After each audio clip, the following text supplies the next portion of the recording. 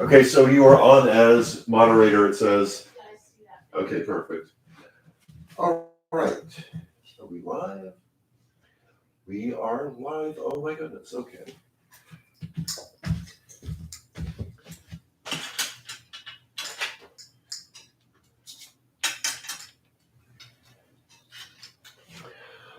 All right, here we go. Happy Wednesday and welcome to our living room. Okay, so this is going to be different tonight.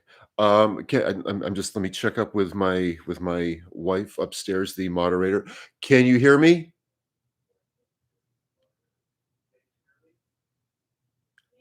Okay, perfect. Okay, here we go.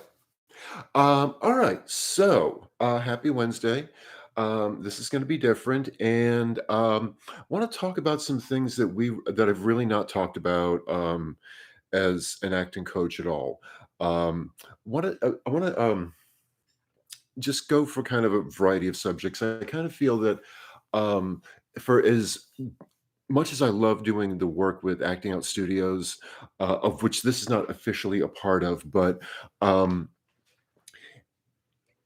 we it's just been a challenge since with COVID and everything going on Zoom and live streaming and all that sort of thing. There are some things that Kelly and I can teach you and teach you really actually quite well as through the portal of Zoom. But there are some things that it's honestly been bugging me.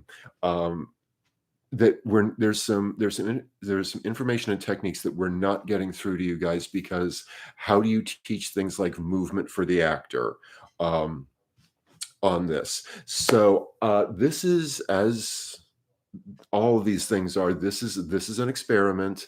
Um, I have a bunch of ideas that I want to share with you, and and any kind of comments.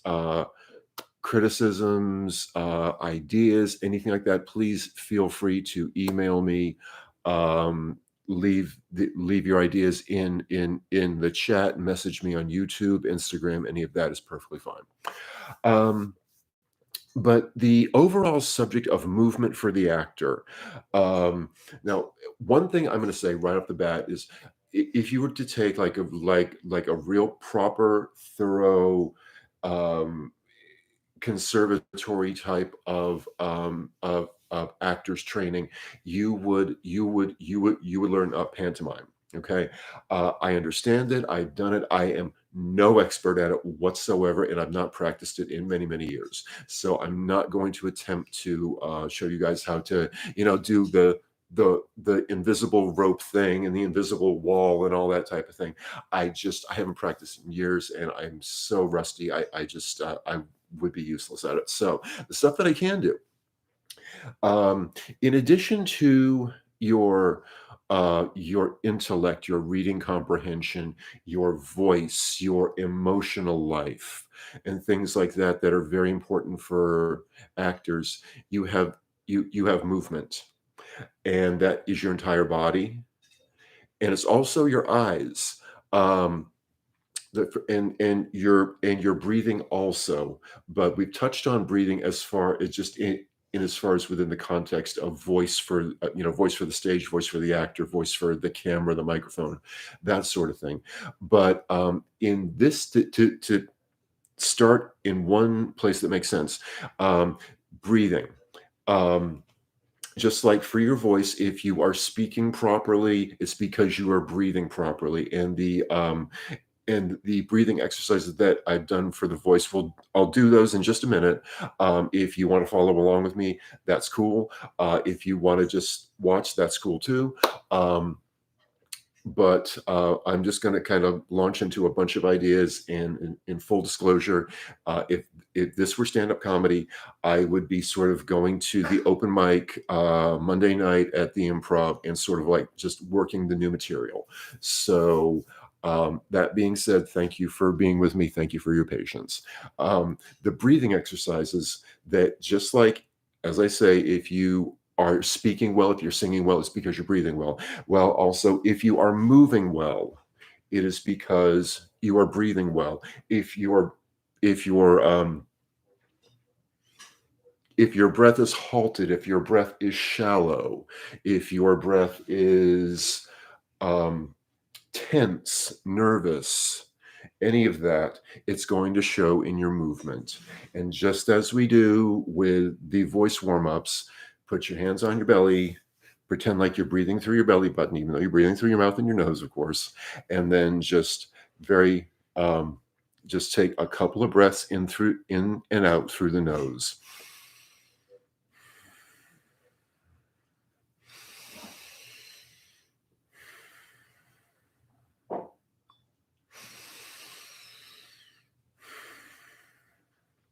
And just like in the voice work, start to make some very gentle humming noises. And again, if any of this feels uncomfortable, if your throat gets scratchy, if you feel any kind of muscle aches, if anything feels like a strain or whatever, not just vocally, but also within the physical movements that I want to show you, if anything doesn't feel right, if it feels forced, if it feels painful, if it feels uncomfortable, if it feels whatever, please stop. So again, hands on the belly, breathe through your belly button, and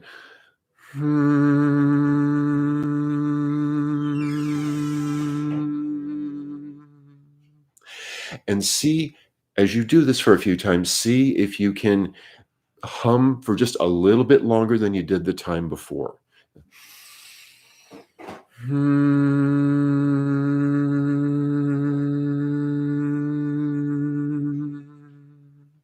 Try to do it without straining.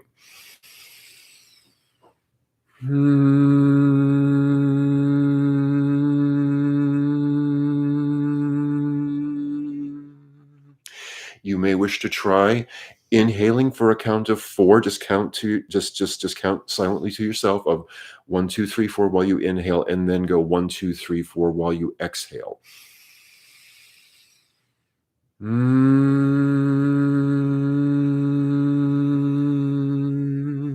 After you do that a time or two, then maybe do a count of 6.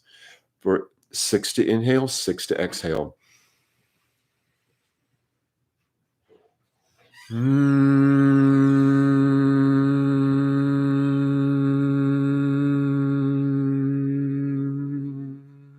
maybe go up to 8 or 10. I'll try 10.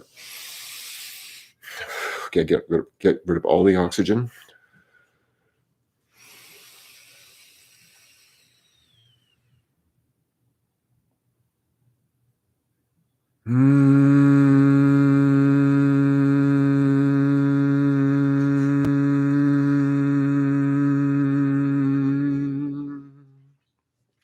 Now, just like I do with the voice work, when I start talking about, notice in your body where you're starting to feel vibration, where you feel buzziness. Same thing with this, except in this, notice where you're getting tension. Notice what parts of your body are getting tense, maybe uncomfortable, and then just pay attention to that, and then consciously relax it as you breathe. And you can start to drop your jaw a bit as you're humming, and you'll come out in a ma sound, that ah, just a relaxed ah sound. I'll go in for a count of, let's say, 8. Ma.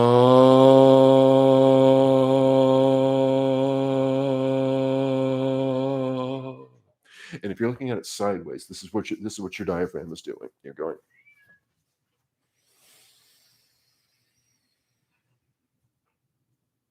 Ma.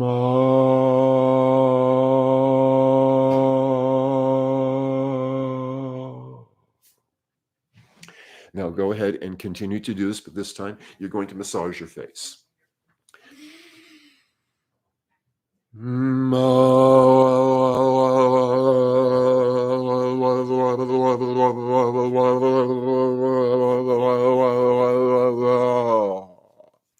And just like with voice exercises, movement exercises can make you look like a raving lunatic as well. So here we go, kids. Start putting some very gentle movement in with your vowel sound. No.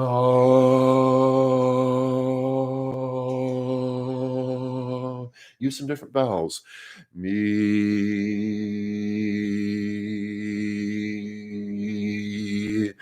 mo,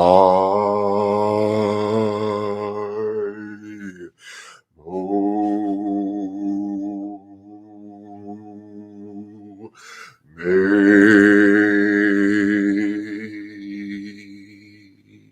And one thing I want to say also, when you're doing movement exercises in particular, and I don't think I've mentioned this, when you are doing your voice exercises, you really want to be standing up.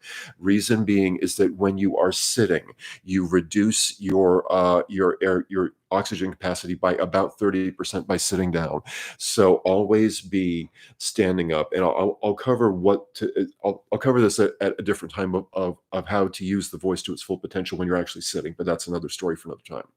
So, um, what we want to do at this point is just to relax the chest cavity, okay, and also your intercostal muscles. That's the muscles going over the sides of your rib cage, and you want to relax your lower back. So here's some things to do that, very very gently with very very loose fists. Okay, this is actually an exercise they do in like traditional Chinese medicine to actually loosen up your lower back, and also to it's like a massage for your kidneys, but basically take very very loose fists and go to the small of your back and just very very gently, don't punch yourself, don't be too aggressive in this, but just in the area of your kidneys and your lower back, go ahead and tap and make and just and make some ma sounds.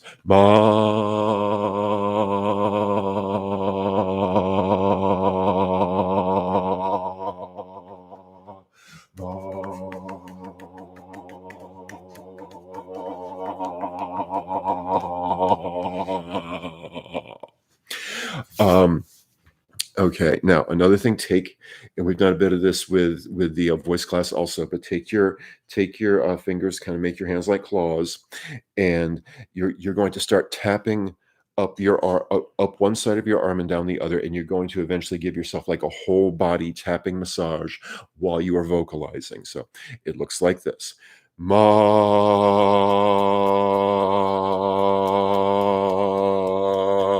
mo, o, e.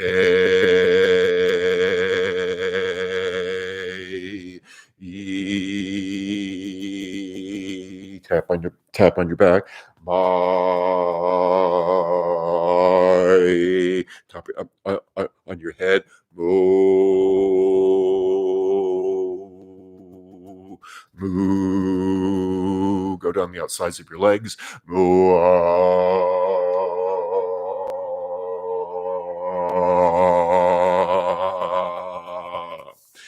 Finish that. And basically what you just did, except with the tapping, now you're going to do it as if you are like soaping yourself up in the shower. Okay. And it looks like this: ma, mo, me. Especially get your throat. My, mo, moo.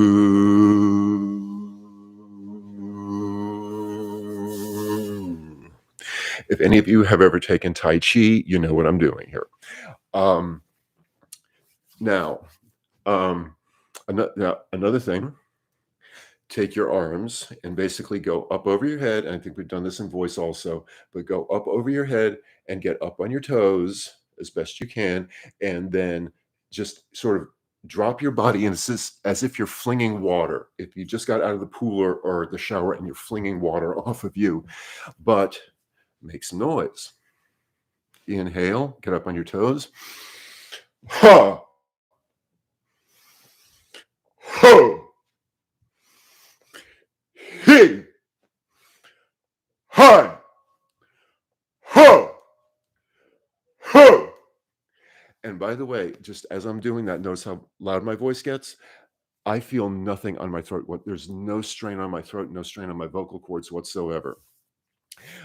Another trick that you can do is if you find that your breath is, for whatever reason, getting shallow, if you're getting hyperventilated or anything like that, if you are having stage fright or anxiety before an audition or a performance, you are certainly not alone in that.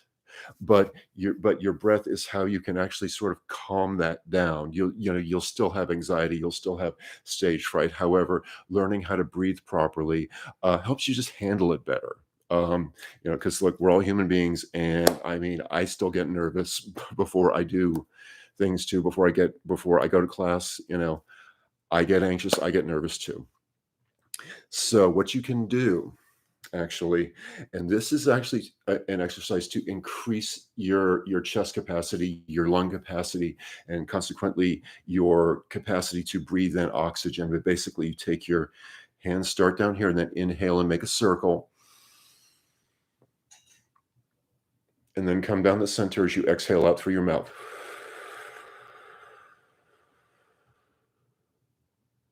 And you bend a little bit in your knees when you go down. So, and we actually, I learned this exercise originally while I was in a Shakespeare company, and then years later, I turned around, started studying Tai Chi, and we were doing the exact same thing. Um, Basically, just keep your knees nice, bent and loose, and then inhale through your nose and out through your mouth.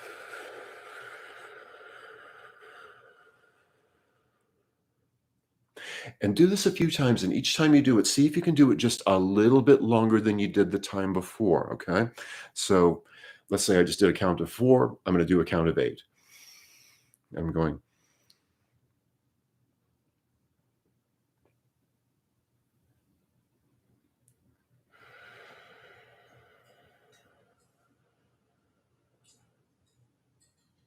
and now let's try 12.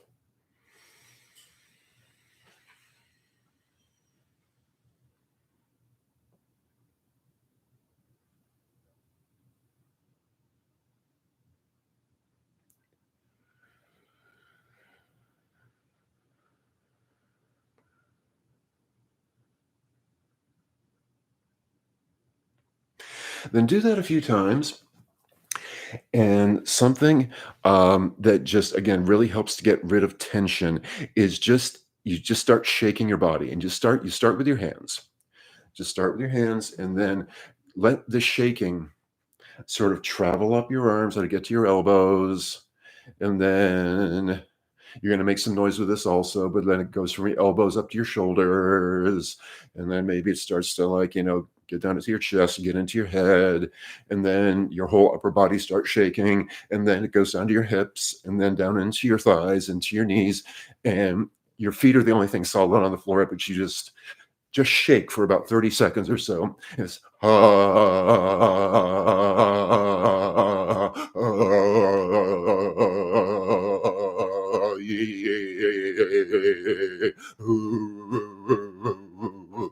and then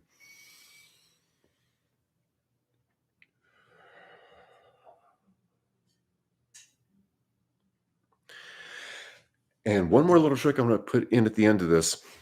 If you're feeling like you're getting short of breath, like you're getting hyperventilated, particularly if you're running or you've got to do like a very physical scene or really anything, if you're working out and you're finding yourself getting short of breath, this is an old wrestler's trick.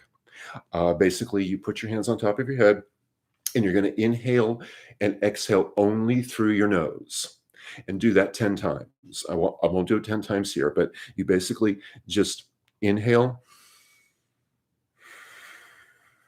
and exhale. And the first few, and if you're really hyperventilated, if you're really short of breath, the first few times you do that, it's going to feel really difficult. But by the time you get to your 10th breath, unless you really got some serious problems, unless there's some kind of serious respiratory condition or something like that, your your breath will come back into equilibrium. When I say that, I mean you're going to inhale and exhale for equal amounts of time each. When you when you start getting anxious, when you start uh, getting out of equilibrium, when you get tense, when you get it, emotional to a degree that it's debilitating to you, what you'll notice is that at some point or other, your inhalation and exhalation are going for different durations of time. And to get back to sort of like base, and you can just sort of like clear your head, is you want to have your inhalation and exhalation go for the same amount of time. And that works not just in acting, but really in anything. Um, so, and let's see. And I wanted to mention something also. About the eyes.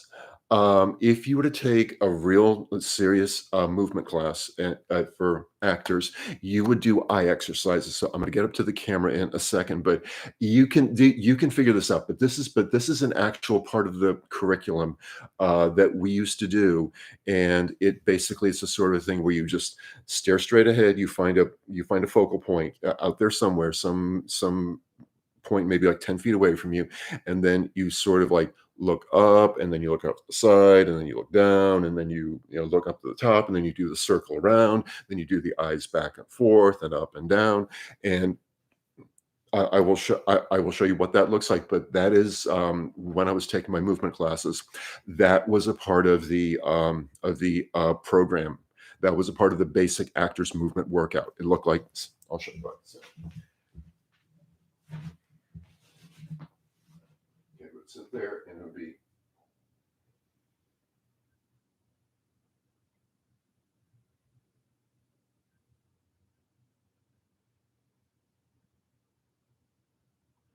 uh,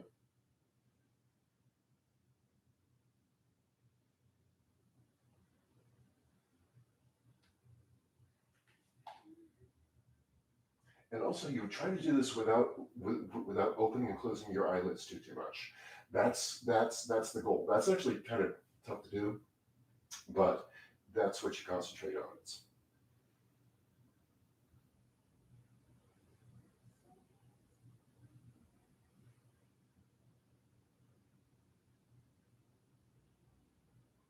And you would literally stand there and do that for about 2 or 3 minutes. So,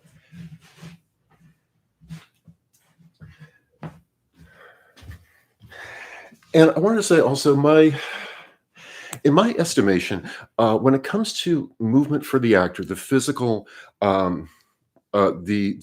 whole physical movement for the actor, you don't need to be an athlete, you don't need to be a dancer, you don't need to be any of that stuff. If you are, fantastic, but it's not necessary. But what you do need to focus on are going to be good breathing. I think I might have mentioned that one once or twice. Good balance. Um, Flexibility is important also. And also core strength. You don't need to be, pumping. You don't need to be pumping iron. You don't need to be doing curls and bench presses. That's not necessary. It's really cool if you dance. And when I say dance, just dance in general. Dance to as many different kinds of music as you can possibly find. Even dance to some kind of music that you may not even particularly like. But one really good actors training thing is just dance. Dance not just to your favorite music, but dance to all kinds of music. Um, let's see. Oh, another eye exercise I wanted to show you also. And there's a couple, and just in what I just said, there's a couple of things that are done in Tai Chi that are actually work quite well for us. One of the eye exercises you can do, it's called wave hands like clouds, or cloud hands. And basically, you sort of put your feet about hip distance apart, more or less. Bend your knees a little bit. Just get a bit of bounce. Just you should just be loose when you're doing this. Just be very loose. And you put one hand up in front of your face, and you're going to stare at your palm. Okay, and you're going to have the other hand down here. You can use either hand. You can start to whatever side you like, but just you're staring specifically, very intently at the palm of your hand, and then you turn to the side. And when you get as far as you comfortably can to the side, you bring up your other hand, put the palm of that hand in front of the palm that you're looking at, drop the palm down, and then follow with your eyes on the palm of that hand. And when you get to that side, Bring up your other hand, look strictly at the palm, focus on the palm, and basically see how smooth and seamless you can make it. But the goal is to keep your eyes looking very strictly at the palm of your hand. And if you are loose and if your breathing is relaxed and you have got your attention and your focus on the palm of your hand, the whole looseness, the whole fluidity of it will come quite naturally without you even thinking about it. Like so. Um, Now, on the subject of balance, okay, full disclosure, I actually have got a couple of issues with that. First of all, one of which I injured my left ankle several years ago. It was a martial arts accident. I really messed that sucker up, but good. And it has kind of thrown off my balance on this side of my body. The other thing is, for whatever reason, when I was born with my left leg actually at the hip, turning slightly out at an angle that way, whereas my right foot goes straight ahead. And if you go into these dance classes, go into these movement classes, they want you to have both your feet pointing to your feet to be parallel and going straight ahead. Okay, and your knees just over the top of your feet, and both feet going straight parallel. For me, ain't happening, guys. I just that's how I was born. I never had any kind of corrective shoes or braces. Maybe I should have, but regardless, when I stand with one foot going this way and the other foot going out that way. And just as a side note, when I started to dance ballet when I was in my early 20s, for the fact that I had this turnout in this foot, when I got into ballet, if y'all have taken any of this, the whole idea of doing the whole ballet turnout for me, because your legs are supposed to be turned out from your hips, not your feet turning out from your ankles, but your legs have to be turning out from your hips like that. For me, was I just did it. They just said, "Oh my God, he's a natural." I mean, and I've not practiced in many years, but I mean, I can still my weird leg. Um, just help me to get my basic ballet stances down. So that being said, so when it comes to balance, I'm really a special case. The other thing is I've practiced yoga for about 30 years, and just yoga's got some wonderful things as far as balance is concerned. There is the tree pose, and again, I am not really the person to follow as far as balance is concerned, but I'm okay on this leg, and this left leg, though, not so much.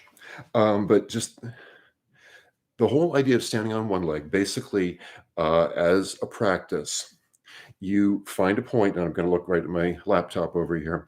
You visually find a point. You don't have your knee really locked in and and then you sort of relax your foot. You sort of like spread your toes out, relax the sole of your foot as much as possible, and then you just sort of the point is your focus. The point is your visual focus. The fact you're standing on one leg is not the point. That's just kind of a consequence of the fact that you're of the fact that you're visually focused. I can try it on this leg. Let's see how that works. And I can tell you, for me, when I go to try to balance on this injured weird leg, it's my whole body just tenses up. And it's really difficult for me personally to hold it when I'm on this leg. La la la la la la la, whatever. Now, another good exercise, and as far as balance is concerned, and this is also a Tai Chi thing. It's called by a bunch of different names. I know it as something like Golden Eagle spreads its wings. But basically, you sort of find your center of balance, which, by the way, happens to be somewhere around your belly button. And then you basically, rather than like a static, non-moving balance, this is a moving balance exercise, and this is how you sort of like find your center of gravity. Um, and this is actually for actors. This is one of the few things that you need to know in regards to physical movement is know where your center of gravity is, and you can actually do that. And you're as you do this, you're going to fall, you're going to trip, you're going to do all that. But basically, you sort of get your feet a little more than hip distance apart, have a bend in your knees, and the movement with your hands goes, with your arms rather, goes like this, as if you're flapping wings. The idea is to try to do this as slowly and fluidly as you possibly can. I may not be the best example for this, but here it is anyway. I'm going to start going to this side, and I'm going to shift my center of balance, come up on one leg, do the wings, find my center of balance over here, do the wings, step down. And every time you do this, put some bend in your knee.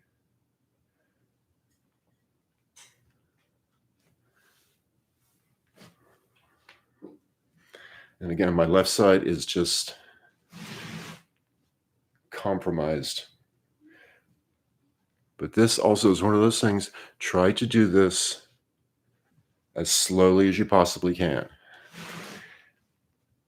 And just pay attention to your body. And then you will find out where your center of gravity is. And it goes like that. Okay. So as far as movement for the actor, breathing, very important. Balance, focus with your eyes, and core strength is another one that I don't want to go too much into here because that sort of gets into like a whole exercise program. But if you're doing things like Pilates, which Pilates, by the way, was a system actually of physical therapy for injured dancers, is how it came about originally. Um, and it was this form of physical therapy. And pardon me, we have a kitty cat who wants to help us, but yeah, but just as far as core strength is concerned, Pilates is very good, and dancing, just dancing in general, but also the whole physical therapy of Pilates. So I don't want to get too much into that, but those things really do build up a good core strength. Yeah, and let's see. I want to show you a series of things. This is a thing called the band heating exercises, and this is concerned with every joint in your body, and it basically starts for whatever. I will get clear about this as I do it. But basically, you're going to go sort of take an inventory of your body, and everywhere that you have any kind of a joint in your wrists, your elbows, your knees, your neck, your hips, any of that, you're going to move them in a circle. Now, when you do this, you want to move them in the circle. However many times you do it in one direction, do the equal amount of rotations in the other direction, and start very small. And as you do this, remember to relax your breathing, but you start with your wrists and then eventually bring your elbows into it. And in whatever way you can do these rotations, you do them. Then you go to the elbows, then you go up into the shoulders. And again, if you have any kind of like rotator cuff issues or any kind of, muscle or any kind of, physical limitations in there, please respect that. Only go as far as you can go. There's so much of this is really like with singing. I've heard it said that, so much of learning how to sing is just opening your mouth and making noise and seeing what comes out and what works for you and what doesn't. Same thing with your body.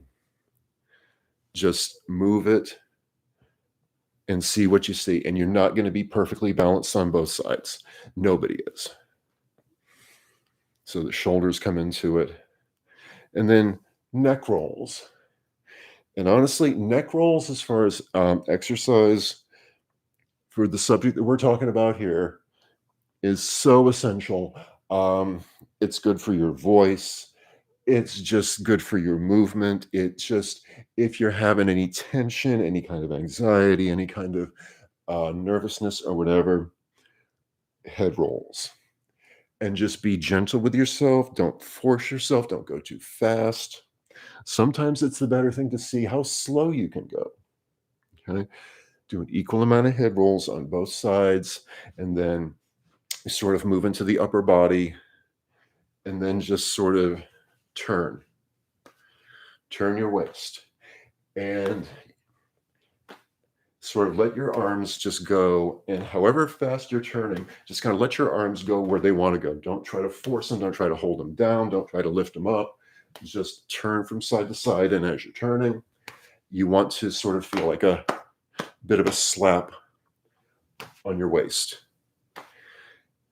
Okay. And then if you want to put some voice exercises into this, you certainly may. You know, ha, hey, he, hi, ho, who. If you want to get fancy about it, you can start as you turn faster. Your arms are going to naturally go higher.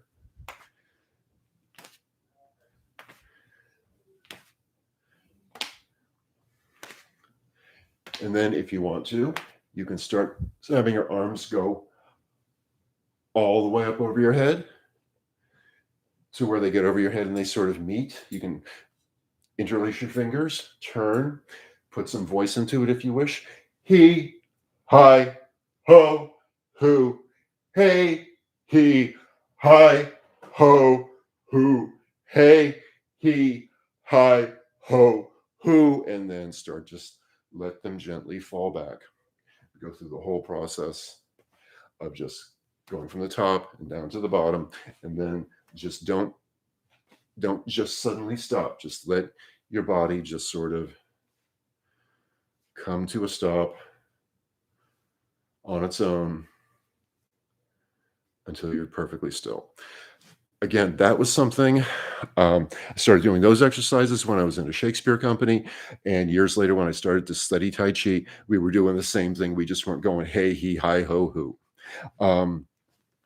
To go on with band heating, this is when you take your hips and you're going to find your center of gravity, and then put your hand on where you think your center of gravity is. Then put your other hand on your back, directly opposite to where your center of gravity is, and then you start to do hip circles.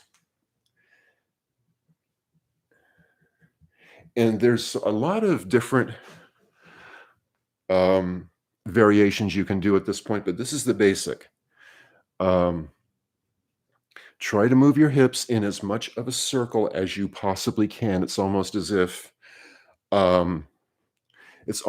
your upper body is a spoon, and you are stirring a cup of coffee or something, and you're having the spoon touch every edge of the interior of the cup.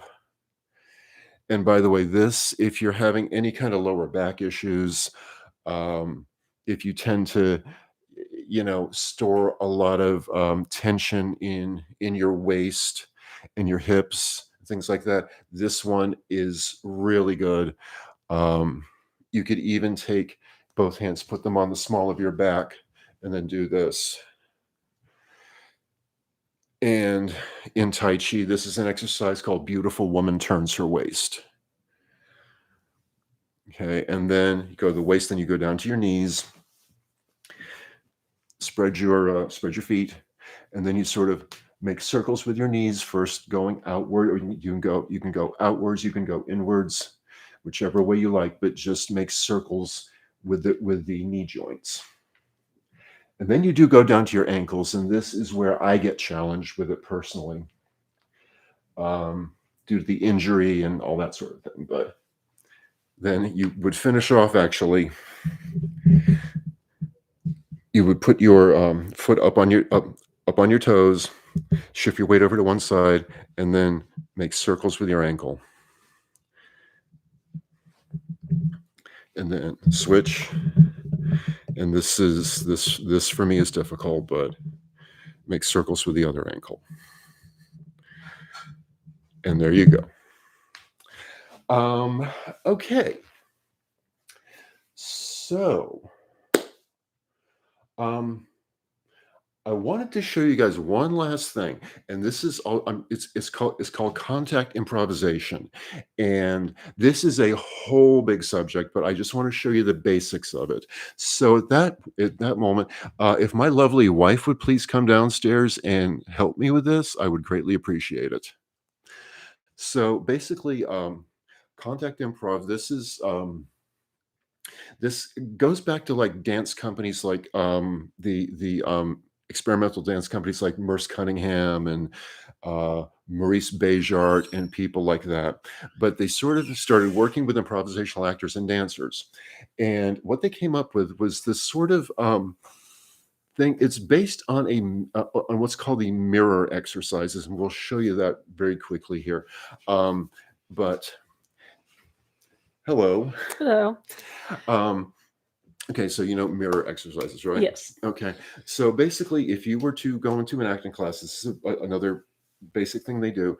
You do these things called mirror exercises, and one person is the person looking in the mirror, and the other person is the mirror, and you generally keep the movements pretty simple. But basically, you would be standing looking at each other, and if I were the person leading, she would be the mirror, and she would follow me. Okay. And you keep it, and you basically just pay attention to one another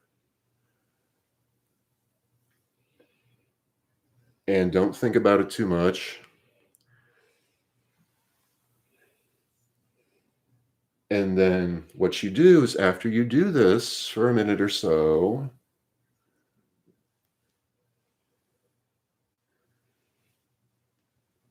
and I'm the one leading, you'd say, okay, switch. And now you lead. You're now the person looking in the mirror, and I'm the mirror.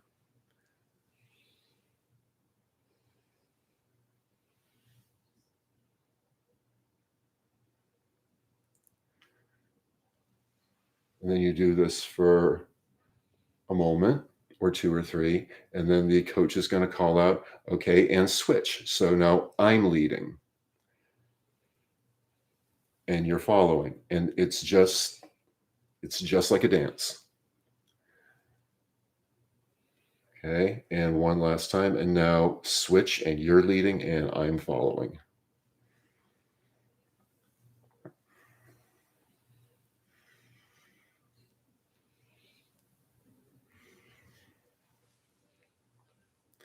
Okay, so basically that was the start of contact improvisation. Now, there's only one rule in contact improv is that you with your partner, you've got to have one part of your bodies touching the whole time.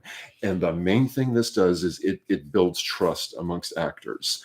Now, she and I have been together for 34 years. We have 2 kids. The physical trust factor, we kind of got that one down. However, you take an acting class with a bunch of strangers and you start doing stuff like this, there become barriers, and you find out who you can trust, who you can't trust, what you're comfortable with, what you're not comfortable with, and other people are going to have the same exact impression about you. This more so than it is a movement exercise, but first and foremost, it's about building trust between actors. Mhm. And if you go and and I'm creating a YouTube playlist of movement for the actors. I do have some contact improv stuff in there also, but basically the way that it would go. And you do need a good open space to do this, but basically you just start very simply, and basically I would lead, and then one part of our body has got to be touching at all times. You don't have to mirror, but you do have to be constantly touching, and then you can switch off like that. And it doesn't have to be just arms. In fact, you start like,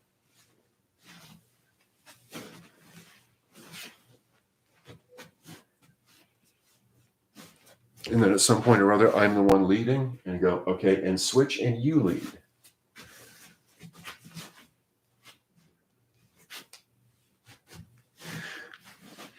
And it becomes very interesting because at some point you want to lead and you want to sort of dictate the person's next move. You can't.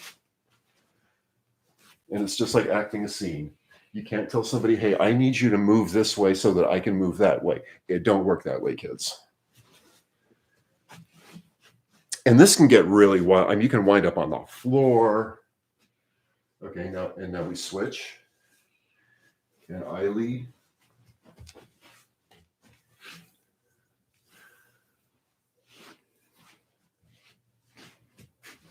And then what can happen in this also is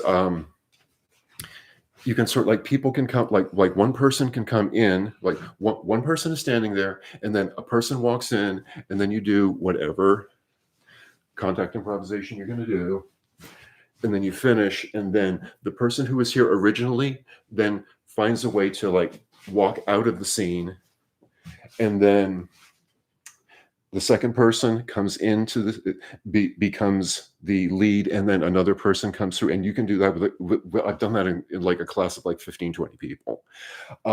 So anyway, that is the basic idea of contact improv. There is a ton of other stuff that can be done with this. But anyway, here. Yeah. But anyway, isn't she lovely? Guys, yeah, so my Dunder Mifflin t-shirt. For those of you who don't know, I am a huge Office fan, so wearing it tonight. So anyway, basically, that's what I wanted to try to cover for this evening. There's a lot of information.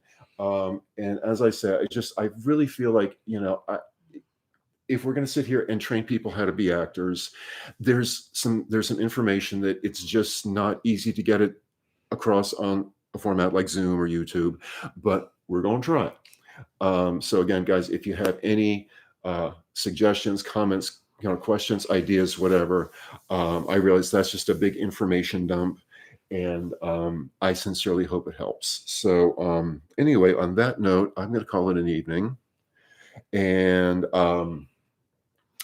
thank you guys very much. Thank you for helping me work through this. I'm probably learning as much, if not more, than any of you may be, and for that I am very, very humbled, and I am very, very grateful. So on that note, my friends, have a lovely rest of your Wednesday evening.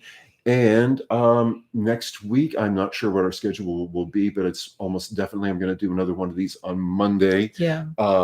Probably trying to incorporate equal amounts of voice and movement, or at least that's the plan.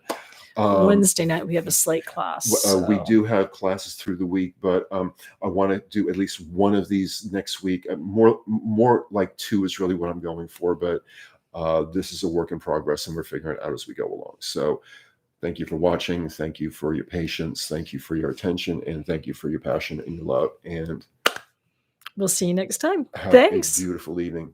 Good night, guys. Bye-bye. And